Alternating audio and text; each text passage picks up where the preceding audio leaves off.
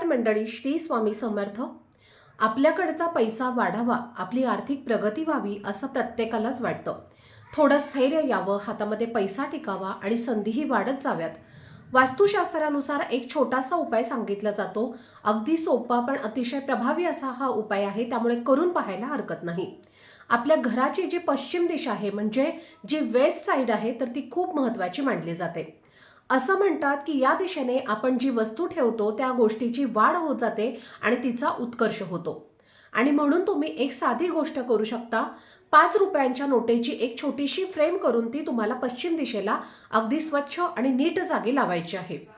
जर फ्रेम करणं तुम्हाला शक्य नसेल तर तुम्ही काही नोटा किंवा थोडेसे पैसे एका छोट्या डबीमध्ये किंवा एखाद्या भांड्यामध्ये ठेवू शकता आणि ते भांडं पश्चिम दिशेला ठेवा।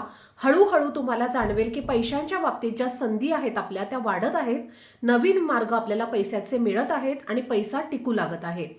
तर हा उपाय तुम्ही श्रद्धेने आणि विश्वासाने करा।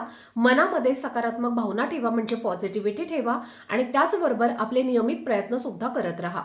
तर तुम्हाला हा उपाय आवडला असेल तर तुम्ही आपल्या या चॅनलला यूट्यूबला सबस्क्राईब करा। मी इंडियन वर्किंग मॉम या नावाने माझं यूट्यूब चॅनल आहे, त्याला तुम्ही नक्की सबस्क्राईब करा।